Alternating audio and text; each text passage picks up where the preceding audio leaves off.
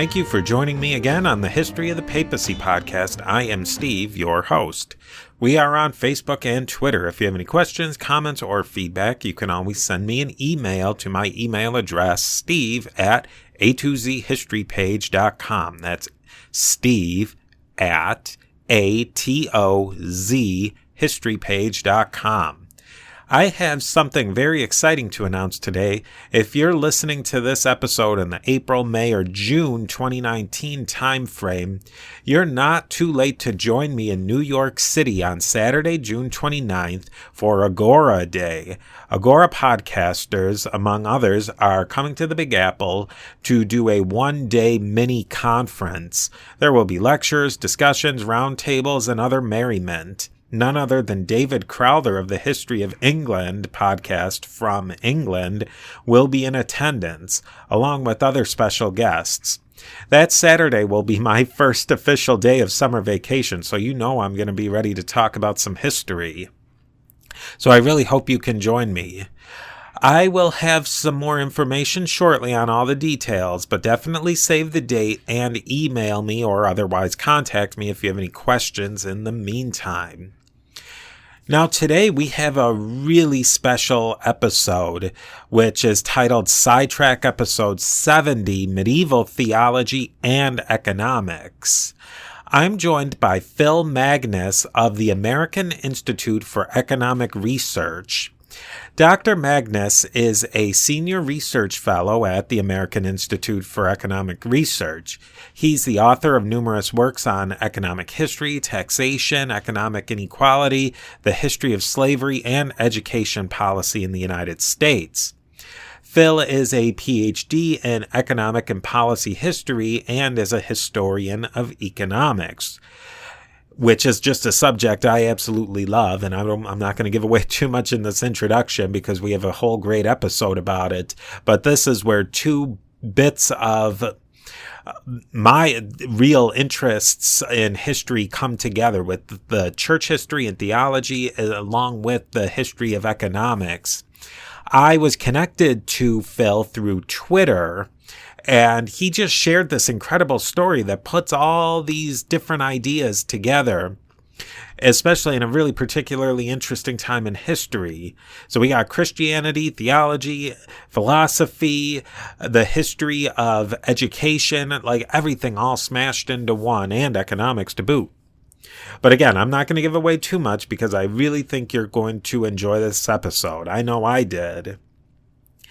I'd like to just quickly thank a few people who've donated through PayPal. Dapo, Roberto, and Peter signed up for monthly donations. Now, there's many ways to support the show. There's the PayPal and the Amazon wish list, to name a few. I also enjoy reading your Apple iTunes, Apple Podcast reviews. There's been a lot of them coming in, and I just love to read them. Good, bad, either way. 5 stars are always appreciated, but if you're going to give a 1 star and you have some feedback to give me, I'd love to hear that too. Above all, I'd like to thank all of you for taking the time to listen, and I look forward to seeing you on our next stop on our trip to the history of the popes of Rome and Christian Church.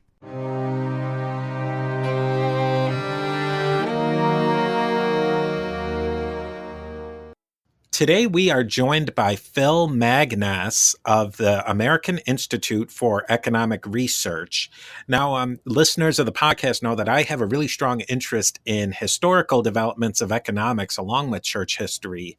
And these two interests of mine have really come together in this episode. I believe I was introduced to Phil from somebody who tweeted to me that you should talk to Phil about historical economics. And you came back with this idea that I had never even heard of. And then when I started to delve into it, it was like, this huge door opened up. Maybe before we even get started, why don't you tell us a little bit about yourself? Yeah. So I'm an economic historian, but also a historian of economic thought. So I work primarily at the intersection of those two kind of subfields of the economics discipline. Senior research fellow at the American Institute for Economic Research in Great Barrington, Massachusetts.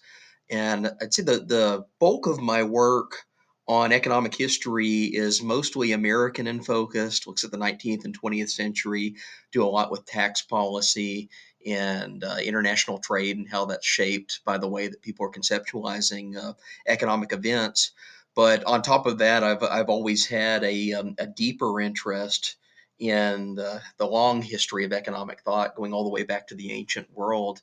And out of that also comes a significant intersection with Catholic economic thought that really comes from the late scholastic period of medieval philosophy. What got you interested in economic history as your field, and then what became your career?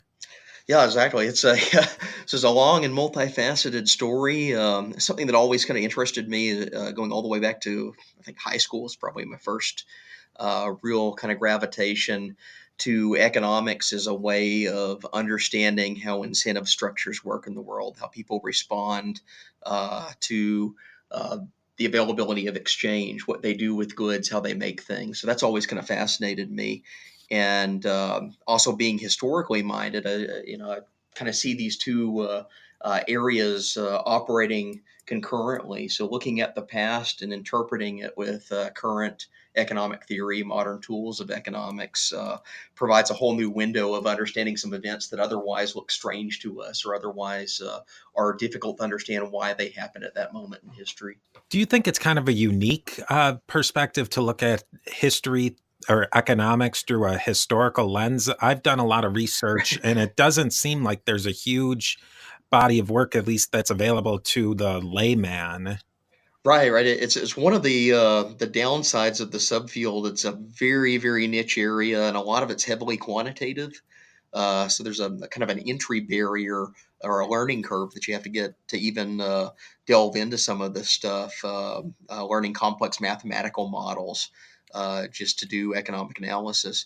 So unfortunately, that has been kind of a pitfall of the field, as it makes it harder to access not even just the public, but general historians. So people that work in the history profession in the universities, you find a recurring problem is that when you introduce complex economic theory and mathematical models to them, they're often as much adrift as the average person on the street, even though they're generally conversant in the events of that era.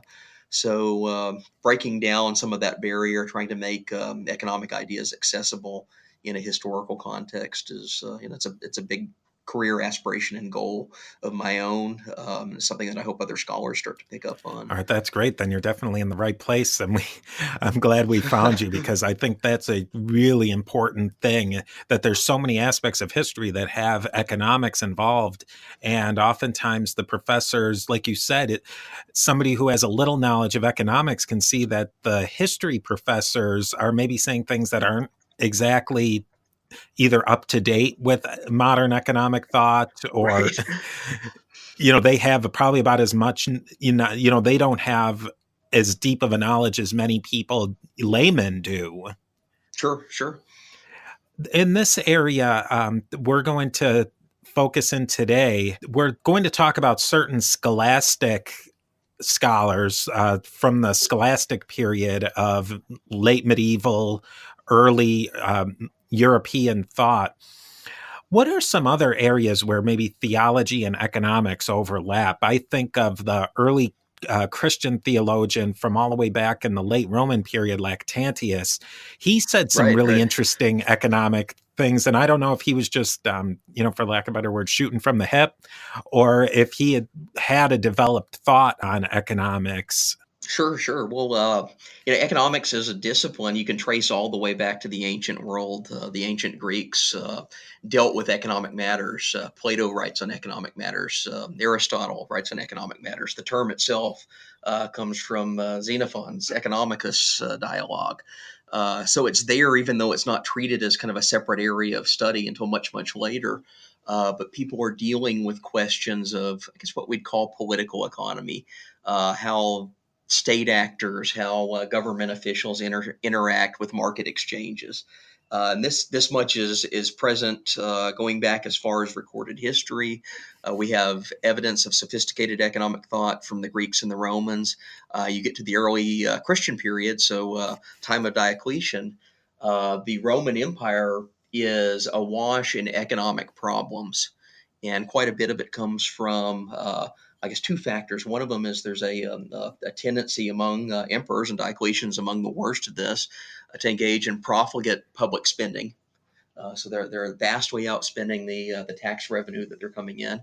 And the second thing that keeps recurring, especially from about the second century on in the Roman Empire, are recurring bouts of inflationary policy. And this is that an emperor would get into debt through often excess public spending, but sometimes there's some other factors that cause this. But emperor gets into debt, and what do? They start devaluing the coinage. They start mass printing money or stamping money out on cheaper and cheaper metals. So there's a shift from traditional gold and silver currency to you get to the later ages of the Roman Empire. You look at their coins; they're actually copper overlaid with silver. So it's a less valuable metal, and this is a way of keeping the nominal value that's same on the face of the coin constant. They use that to pay down the debt, but they're throwing all of this into circulation, which effectively, time and time again, wrecks the Roman economy. And that's what happens with Diocletian in that early episode. I believe it's the early 300s. He issues a decree basically enacting price controls to counteract this inflationary policy he's engaged in to overdo his debt. So he is effectively using the power of law to saying we're going to fix prices that they can't adjust to inflation, even though the currency is being devalued, and that uh, genuinely messes up.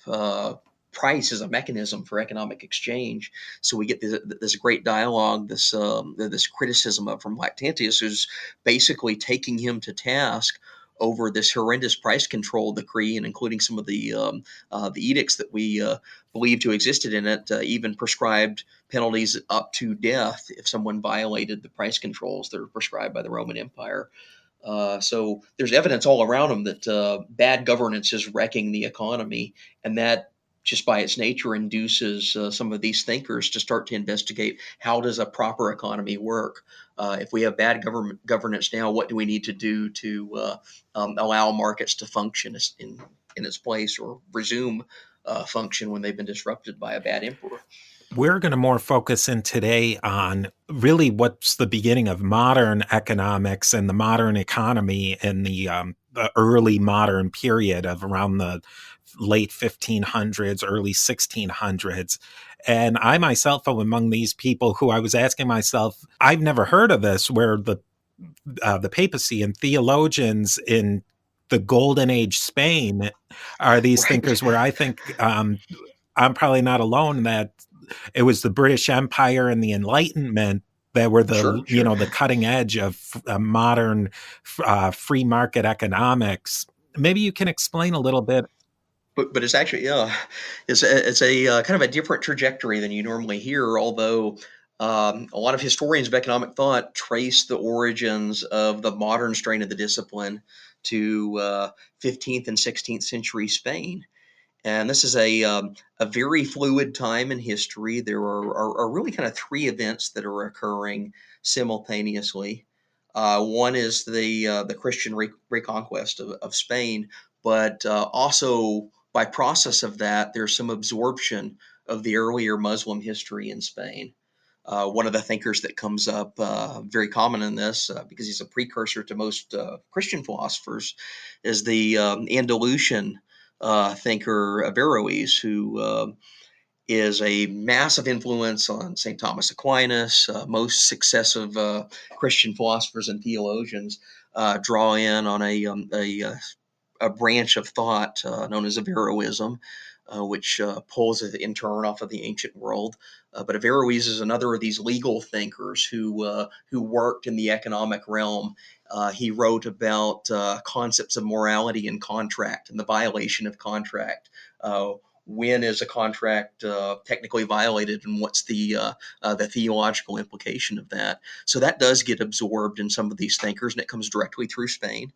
The second thing is the age of discovery. I mean, we're right after Columbus's sailing across the Atlantic to the New World. Spanish explorers have made it around the Cape in Africa. They've made a trade route to India. So there are further and further reaches of explorers, and then with them merchant vessels that are traveling to far-flung regions of the world that previously were inaccessible or they didn't even know existed up until that point. So what is this doing? It's bringing more and more commerce back, more and more commerce into the Spanish Empire, and Spain being the heart of that empire. And the third thing is in the 16th century, there are massive discoveries of what everyone was seeking in Central and South America, and that's gold and silver. The Spanish Empire is discovering new silver deposits, and what are they doing? They load them up on the galleon ships and transfer them back across the Atlantic to Spain. So what does this do? It results in an influx of this new, previously scarce currency. So there's a massive flow of silver into Spain itself, which some of these theologians, they start investigating the effects of this. They discover that if you keep piling money in to an economy, and you're used to its previous valuation, there are inflationary effects that come out of this. So you have price inflation that flows from the influx of gold and silver into Spain. And really, what's going on here is these thinkers are starting to grapple with some of the problems that are created by modernity, or some of the challenges posed to traditional theology by the fact that commerce has spread so far abroad, that discovery is bringing all these new branches of the world basically right to their doorstep at home. And Spain being the center of that, it's where quite a few of these debates break down. What was the academic situation in Spain? Who were these thinkers? We've mentioned they were scholastics, and Right, that right. many of them were Thomists, or hmm followers of Thomas Aquinas's ideas. Maybe tell us a little bit more about what was going on in Spain and Portugal at that time. Right, right. So there are two major universities that are at the center of this movement. And the first is the University of Salamanca, which is founded, they estimate about the 1220s or 1230s, as a Thomist canon law type of a training institution for clerics. So it's one of the oldest universities on the continent in Europe, one of the oldest universities in the world. So it has a very deep academic tradition. It's already been in operation for 300 years as a center of knowledge and learning. And then the second university is University of Coimbra in Portugal, which is also founded about 50 years later after Salamanca. I think it's the 1290s is roughly the starting date. Similar history here. You have high scholastic Thomism as kind of the intellectual environment, and it's an intellectual environment of inquiry.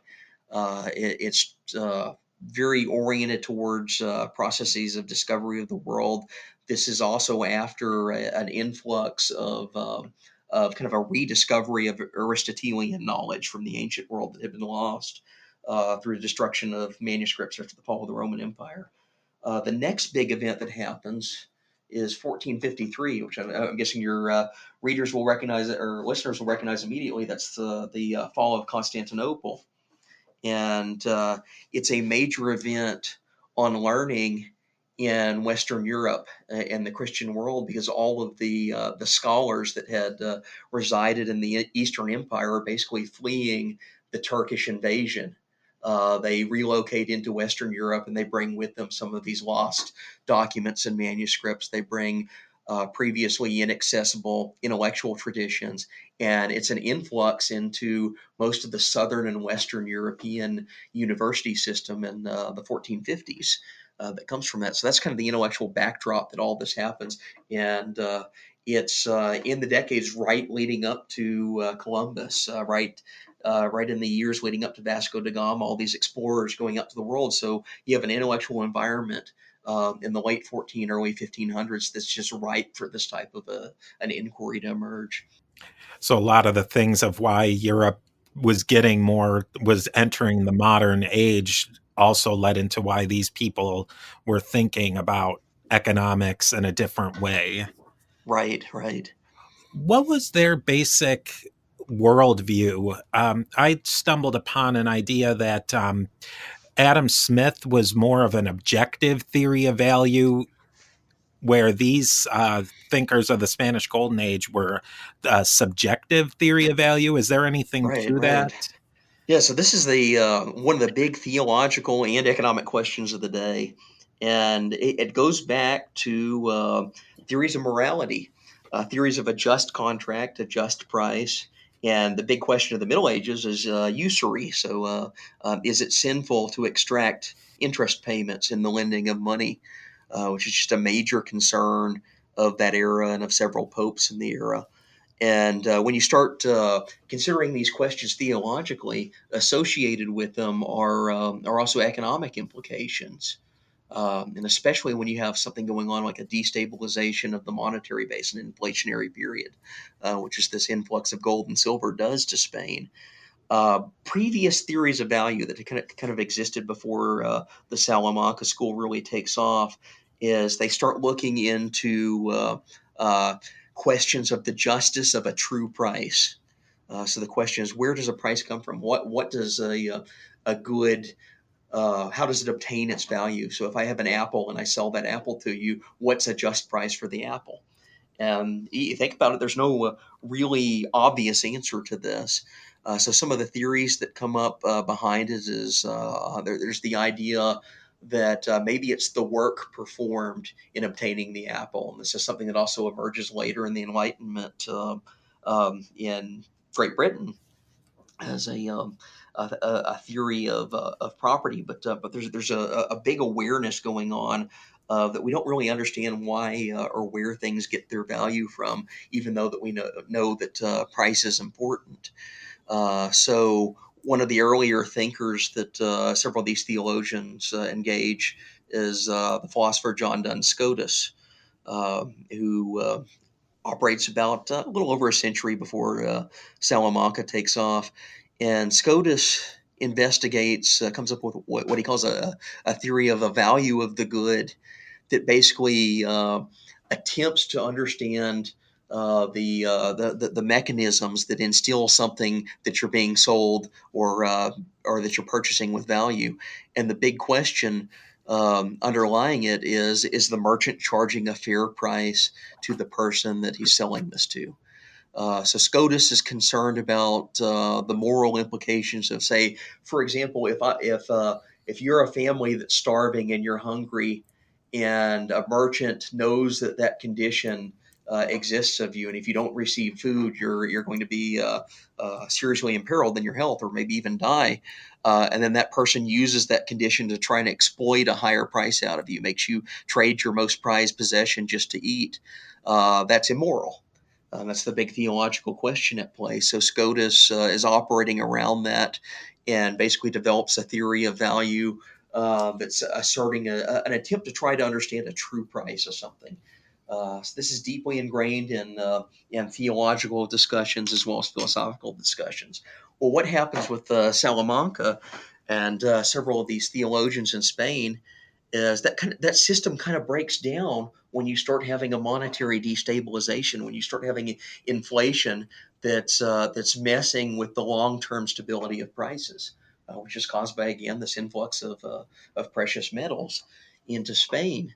So, for example, if I know that there's heavy inflation that's taking place over the next decade, how likely am I to extend a loan for someone else to purchase a house or to finance their business that's due back to me in 10 years if I know I can't charge interest on it?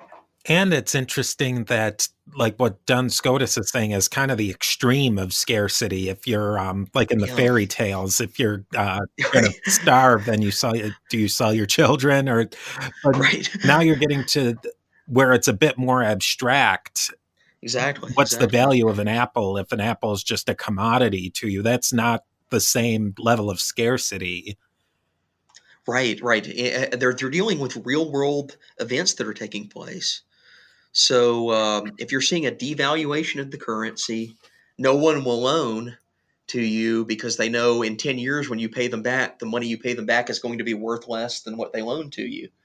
Uh, then all of a sudden, earlier precepts about usury and the wrongfulness of usury get thrown into question because the repayment's not simply the dollar for dollar amount. The repayment in the future has to take into account that the money is losing value over time. So you have these theologians that are observing events around them. They're very versed in what's traditional Christian theology on usury, but they're also recognizing that if we enforce this in a really strict way, if we come down and say no interest on anything, even though we're recognizing that money itself is changing value and losing value over time, well, what happens? That drives all the lenders out of the interest, or out of the market. That drives anyone that would potentially offer money to finance something away from lending. Period, because there's no incentive, there's no reason for them to do so. It's just a pure loss that they're incurring over time. So these theologians are considering the question. They're saying, wait a minute, maybe there is something more at play here than this traditional inherited precept that we have. So they start to investigate. Maybe it's not just usury that should be prohibited in all cases. Maybe there are certain circumstances that alter the parameters of the exchange and tell us the difference between a just exchange and an unjust exchange.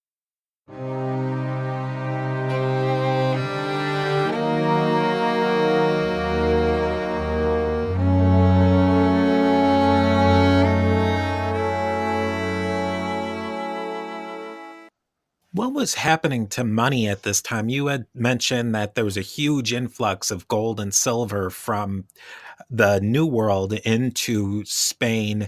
What did that do to the supply of money and how people used money at that time? Right. It's a very similar effect to what the old Roman emperors did with turning on the printing press. Although in this case, it's actual precious metals that are coming in. So if you go for 1,000 years, where the amount of gold and silver in circulation is relatively fixed, it comes from known sources, known mines that they get it out of the ground, but it's not something that's rapidly changing, like a new discovery of a gold deposit, new discovery of a silver deposit. Well, you're going to have a relative price stability that follows from that. What happens though is you have basically this influx of metal coming from the New World into Spain, and there's a conscious policy to bring it back to Spain because the King of Spain says, if metal is coming from the New World to Spain, that's going to make Spain the wealthiest country in the world. And you also have certain instances of attempting to put controls in on gold from leaving Spain. Well, what happens? The gold supply and the silver supply inside of Spain proper continues to increase. That devalues its monetary uses to acquire things because there's more and more and more in circulation. So what you effectively get is these theologians, these priests at Salamanca start investigating why this is happening, and they come up with an alternative theory of money rather than objective or innate value being instilled into something, and rather than money being some abstraction, some instrument. They start questioning, well, what gives money itself value? And the answer that they come up with, there's one of the second generation thinkers of Salamanca, that's Martin de Azpilicueta, sometimes referred to as Navarres, and I apologize about the pronunciations here, as I'm not a native Spanish speaker. But Navarres comes up with this explanation. He says, well, prices respond to changes in the amount of money in circulation. And it's basically something economists know today is the quantity theory of money, that the more money that exists in circulation, that's going to be reflected in the price level. It's going to drive prices in directions that are responsive to this influx, and it effectively devalues versus the old level over time, which explains why we're seeing price changes. Was that a quantum leap in thought? Because I would think that at that time, people would think, "Hey, more gold, more silver. That's a big Right, gift. right. Why? What's the complaint about that?" Were these really some of the first people to think about this in this way? Yeah, yeah. Yeah, so the first is systematize it, and it's all a very practical response because first they have theological prescriptions against usury, quite a few of which are coming out of Rome because they're trying to grapple with what this concept means and how do we adapt it to our changing world. The second is the influx of currency. And the third thing is when price levels start to rapidly change over time, the political impulse from the king or the ruler is always there to impose price control. So they go back to the old Diocletian solution from 1,000 years earlier, and that is what we prescribe by law that an apple is $1. We prescribe by law that a bushel of corn is X. It's just fixed uh, levels that merchants must charge. So price controls are politically appealing, but the problem is economically they're fairly disastrous. They destroy the signaling mechanism that prices convey. And you think about this in your everyday life. You go to the store, something's in popular, something's in really high demand at the moment. What do merchants do? That they raise the price to ration their stock effectively because they know they can get more out of it, but also they know people are willing to pay more from it. So this is a mutual signal between seller and buyer of of meeting exchanges, and what it effectively does is it works around the scarcity problem. If you hold prices down at a fixed level. But it's in really high demand, and there's all sorts of money coming into the economy to acquire it. Well, what happens? The existing stock will be bought up at the artificially low price, and the rest of people, they're left with nothing, or they're left with this slowly devaluing but increasingly worthless amount of currency and money in hand. So it's a real problem when rulers turn to this solution. So what you have is the Salamanca philosophers that have basically become economists start tackling this real world problem. So they come up with prescriptions on how to answer the problem of price controls and arguments against price controls, or how do we deal with usury as a theological problem. One of the first big thinkers of this time was Francisco de Vitoria, and he was a Dominican and chair of the theology school at the University of Salamanca. What did he bring to this story? Right, right. So he's seen as kind of the founder of the school. He's the teacher of all the major figures of it, and De Vittoria is he's fairly worldly man for his day. He's traveled well in Europe. He's studied in other parts of Europe, especially I believe he goes to the Netherlands and he observes some of the markets in play there. Although he's first and foremost kind of a canon lawyer, so he's a legal thinker and is interested in exchange, but exchange between nations, exchange between political entities from the perspective of law. So, in systematizing an approach to law, he basically sets forth the methodology that all of his heirs and successors use, that they adapt into economic thought. And you find it in De Vittoria, even though he's kind of like this grandfather figure of economic thinking, he doesn't have much in the way of recorded lectures that state economic ideas himself. Although he is interested in two big areas of thought that are relevant to economics. And the first is property rights.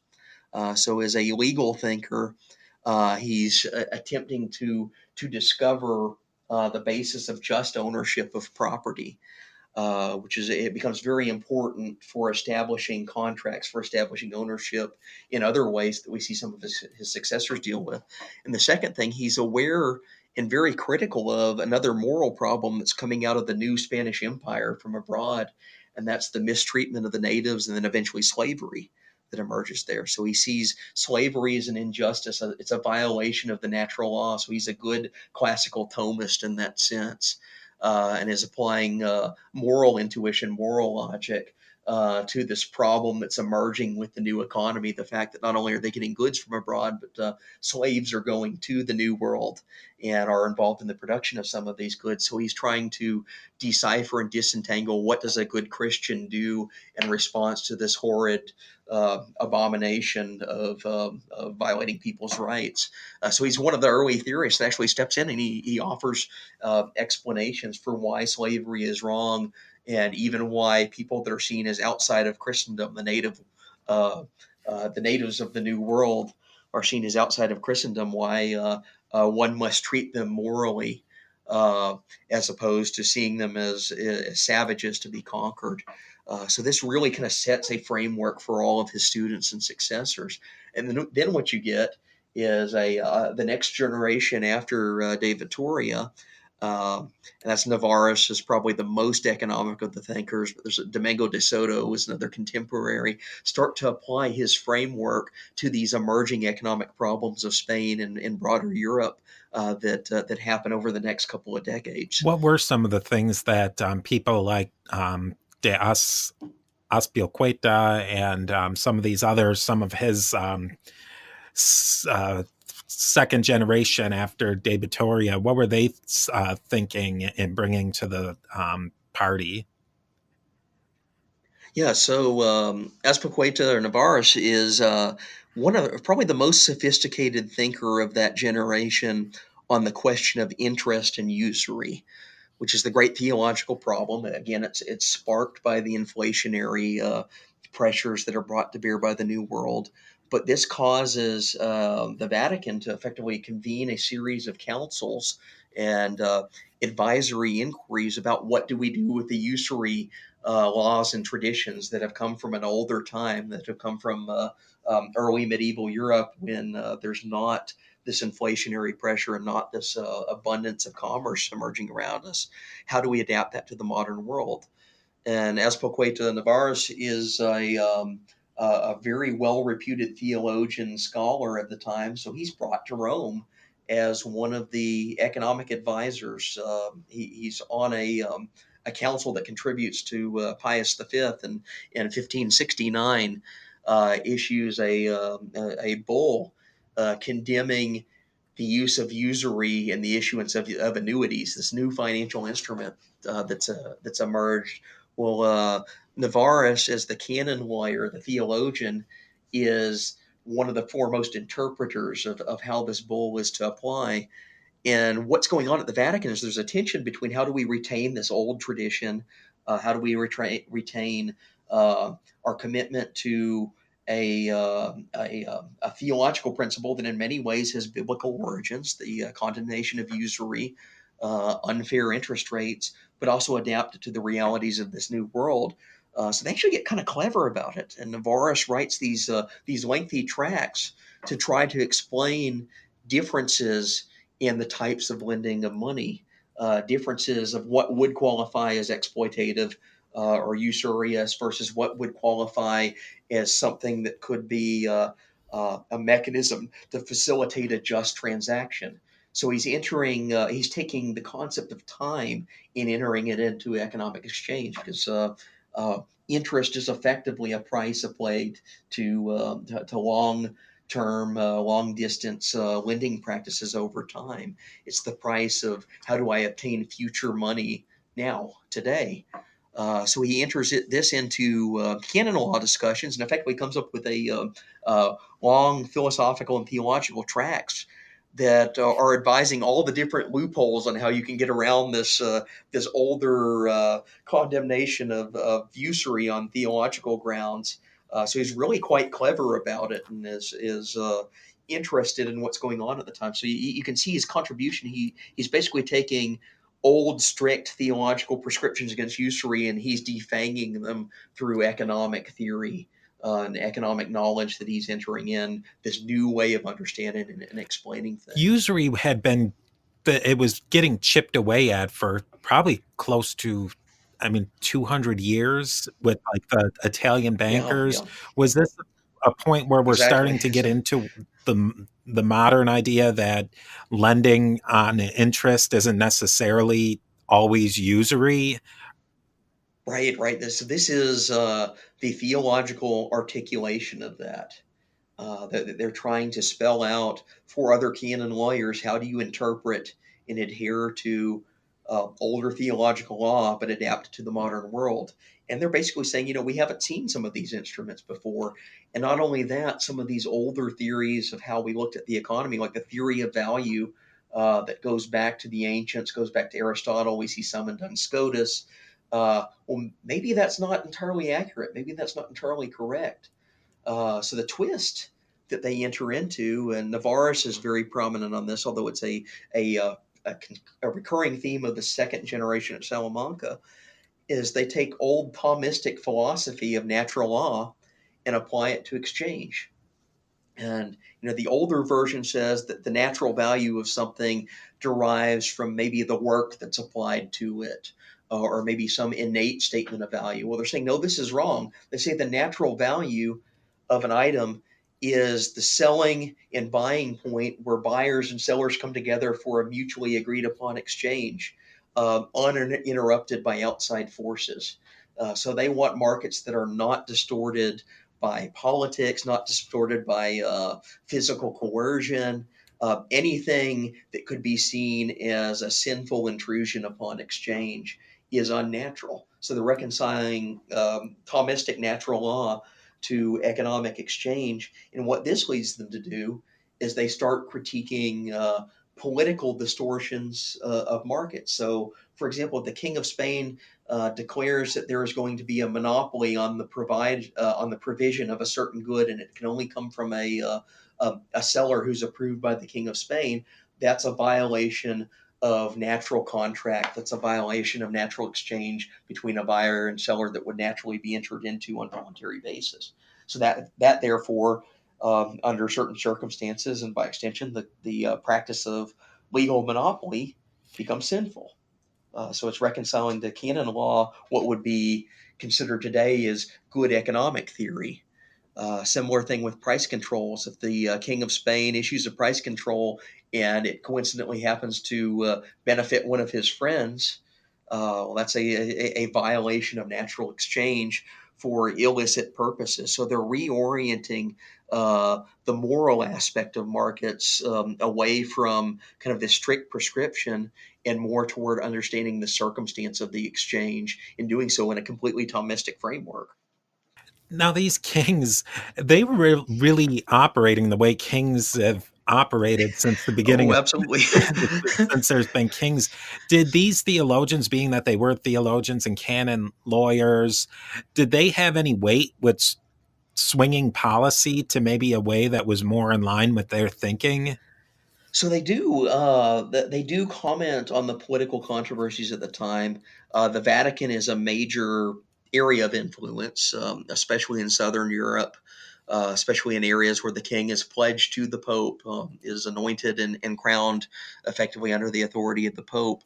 So you see theological influences of these scholars at Salamanca and then later Coimbra are advising. What's coming out of the Vatican is interpretations and directives of economics. Although at the same time, they're also fighting internally with other forces inside the church that want to adhere to this older theological commitment to the way we used to interpret usury laws, the way we used to interpret theories of just price. So there's an immense internal and external theological debate going around. The one thing that Salamanca and Coimbra have in their favor is these guys are considered some of the leading theologians of their age, the great academics of their time. So it'd be akin to, say, the professor of political science at Harvard advising the government today. This is the university you go to where the best of our learning comes from. These are well-traveled individuals that traverse Christendom and advise not only clerics but advise the Vatican itself. The University of Coimbra in Portugal, was that doing similar things to the University of Salamanca, and were they related in some way? Right, right. Yeah, so the Coimbra is there's a wave of theological scholars, philosophers that emerge at Coimbra and they're referred to historically as the Coimbrenses. Uh, Mostly derivatives of Thomism. The major figure there is a student of Salamanca that comes up under de Vitoria and some of his other contemporaries. And he's by the name of Francisco Suarez, who relocates to and assumes and is appointed to a chaired position at the University of Coimbra, and he's the disseminator of the Salamancan thought effectively into this new university. So it's about 30 or 40 years later. Uh, in the succession of events, if we think of De Vitoria is writing at the early part of the 16th century, Suarez is right at the turn of the 17th century. So there's about two generations that pass through. And Suarez is, again, a canon lawyer as well as a legal thinker more generally. He's absorbed and trained in this natural law tradition, uh, basically sets up a school underneath him that continues investigations of some of the same questions as they're emerging.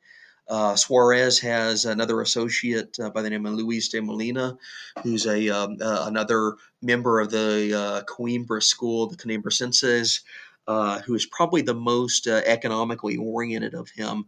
And he's one of the theorists that really develops this concept of the natural price being competitively set by supply and demand, and juxtaposing it against problems like monopoly or legal intrusions on the price mechanism. So you have a back and forth dialogue that's continued around this new university that's branched out and built the tradition further. The big important contribution of Coimbra is that Suarez is the philosophical link between this older late scholastic branch of legal thinking and by extension economic thinking and what we can consider the modernist movement in philosophy, the emergence that happens in the late 16th, early 17th century that basically brings about this transition of European thought toward what we think of as more the Adam Smith variety of economics. So Suarez is a major philosophical influence from several generations later in two thinkers in particular, is Rene Descartes in France, and then Hugo Grotius, who's uh, considered kind of the father of international law, are both thinkers that draw upon Suarez's laying out of a systemized tradition of law that also happens to be economically informed through his contemporaries and some of his teachers. Then that's so that we see there, that's definitely a huge connection to further modern thinkers. What was the other ways that they influenced later thinkers and then even into the modern day? Right. Right. Well, I can talk a bit about Suarez. As he does get involved as a commentator on contemporary politics. He's right around at the turn of the 1600s is when he's most active. And if you think about what's going on in the world in that moment, the relation between Catholicism and the Reformation, the relationship between Catholicism, especially what's happening on the British Isles. Well, there's a major upheaval in religion on the British Isles when Henry VIII separates from the church in Rome, and the next several successions of rulers are engaged in effectively religious wars between Catholicism and English Protestantism. Uh, and right around the time that Suarez is writing, James the First, former King of Scotland, who becomes heir to the British throne, uh, uh, moves down to London, inherits the throne. He's a Protestant. He's a Protestant that engages in what some consider fairly severe repressions of Catholic thought in England. And it's sufficiently severe that there are subversive movements, the most famous one being the Gunpowder Plot, the attempt to blow up Parliament during the King's speech, uh, where you basically have a Catholic sect that is driving that conspiracy that's implicated in it. And they fail in the assassination attempt. So this throws upheaval into the political situation of Europe at the time. Suarez is called upon by the Vatican to actually articulate a theory of law that explains what's going on here, because they've upended the theory of where a king gets his power. Does the king's power derive from God? Does he derive from uh, God's vicar on earth, Christ's vicar, which would be the Pope, or does he derive from another route or trajectory, effectively, as James is saying? So what this does is Suarez gives us a systematized theory of legitimacy in government that he writes out in the 1610s. And it's one of the first times in history that anyone talks about government as kind of a contractual relationship between the people and the ruler. The first time anyone talks about government as being as operating in the framework where a ruler could conceivably lose his legitimacy, could conceivably do something so bad that there is a proper time to step in and intervene. And of course, this is directed at and precipitated by James the First, but he's really offering kind of a theory of when is it right, or when is it legitimate for people to step in and say, hey, this guy's a tyrant. He can no longer effectively govern us. He has forfeited his right under the eyes of God to be a ruler. Therefore, we can topple them. So it's kind of a systematizing of a theory of overturning what is previously seen as an unquestionable existence in the state. And we see that as a major building block that's taken forth in subsequent centuries. It's a key component of what we call the Enlightenment. It's a key component of effectively everything that leads to the formation of the United States, overturning an unjust king. But it has this deep theological origin from effectively a canon lawyer, legal theorist, who's grappling with the political and economic problems of the late 16th, early 17th century. Wow. So what you're saying is that these thinkers in Golden Age Spain, their uh, thoughts reverberated out to even where they did influence the Enlightenment. Right, right. Yeah, you have Protestant disseminators that are reading Suarez, and maybe they're rejecting him theologically and his commitments to the Pope, but they're also drawing on some of the same ideas. Well, he's talking about concepts of law. How do we utilize that? And they see his other contemporaries, like De Molina, who's written about the problem of monopoly. Other thinkers are reading about this, saying, well, maybe he's onto something here. Or maybe this theory of supply and demand as a determinant of a natural price is a better, more functional explanation for the world around us than this theory of set objective value, or a theory of value that derives from the labor performed on something. And what we find is 3 and 4 centuries later, economics as a science catches up and starts to verify and validate some of these theories that were discovered in the 15 and 1600s in clerical debates. So it's a really fascinating kind of they're lost but rediscovered. And then we can look back to some of their writings and say, wait a minute, these guys had it right when they were scribbling down what ostensibly were theological disputes in 1659. So it's a process of rediscovery itself as well that's playing out. In academics, there's always, if there's a movement, there's a counter movement. Was there a movement that disagreed with this Salamanca school that was viewing it from theological grounds but coming to different conclusions? Sure, sure. And there are still traditions today in several religious sects across the world. We also find usury as a major issue to deal with economically in the Islamic world. But you can go all the way back to Averroes as a precursor to some of the Salamanca scholars is dealing with some of the same problems. That debate is still playing out. There are also both Catholic and Protestant sects that continue to try to revive or adhere to an older theory of usury. There are attempts, especially in the late 19th century, to reconcile the modernity of the Industrial Revolution and the world of commerce that had emerged around us with economic justice. And quite a bit of this is accepting the fact that the world is modernized, that commerce is abundant everywhere, but also retaining some sort of a moral claim, a moral stake to it. So you see some of the same debates are derivative in the late 19th century in encyclicals, because such as Rerum Novarum.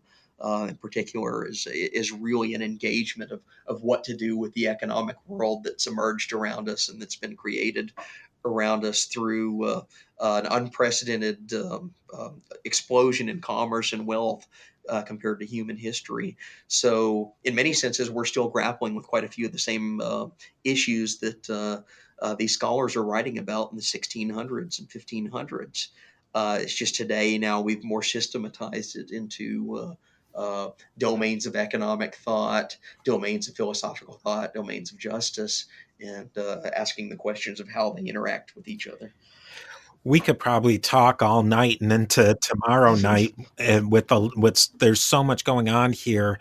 But as a way to wrap up today, why do you think we haven't heard of these people in particular in this school? Why haven't we heard of Francisco de Vitoria? Why haven't we heard of Right. de Navarras and even the Salamanca school in general, or Coimbra school? Right. Right, right. Well, it's part of it's the lost tradition. Part of it is quite a few of their works are still inaccessible in languages outside of the original. A lot of times it's written in Latin or late medieval Spanish. So translations have always been an issue. Although that's gotten quite a bit better in the last 20 or 30 years, people are realizing that hey, there are interesting economic ideas that were being dealt with by these thinkers. Let's translate it and figure out actual trajectories of what developed from it. So that's certainly an issue. The second being that economics itself is so closely tied to the tradition of Adam Smith. And I'm not going to denigrate him in any sense. He's a major figure in the field for abundant number of reasons, and basically writing out a conceptual theory of exchange in 1776 in the Wealth of Nations. But Smith is often, because of his prominence in the field, he's also seen as kind of the starting point of the discipline. So very few people look before Smith, even though Smith is engaging with earlier thinkers who are engaging with earlier thinkers, that if you trace far back enough in time, you hit Salamanca. So it's a combination of the rediscovery that comes from accessibility of sources, also recognizing that there is an older tradition that predates Adam Smith, and that Adam Smith himself, of all people, would have recognized and acknowledged in his own work as kind of the shoulders he's standing on when he's systematizing economic thought. Well, I want to thank you so much for coming on the show today. I think it's really opened my eyes what you've said today, that on theology and economics and this really fascinating time in history. No, absolutely. This has been fun, and hopefully we can do it again sometime. Oh yeah, absolutely. I mean, anytime you think of an idea, and as the listeners out there, if you have questions about this time and economics, questions about economics history, and it seems like in the past that economics and religious thought, and probably religious thought and a lot of other academic thoughts, were much more intertwined than they would become post Enlightenment. Absolutely. It's the compartmentalization of the academy into you have your physics department, your chemistry department, your economics department, your history department. But you go back to some of these thinkers like Suarez or De Vittoria, they're not just theologians, they're not just philosophers, they're legal thinkers, they're economists, they're dabbling in a half dozen different fields. So they're much more men of the world and scholars of the world than they are scholars of a single discipline. Renaissance man. Truly. Well, thanks again, and I definitely hope to have you on again. Outstanding. Outstanding. Thanks again for hosting.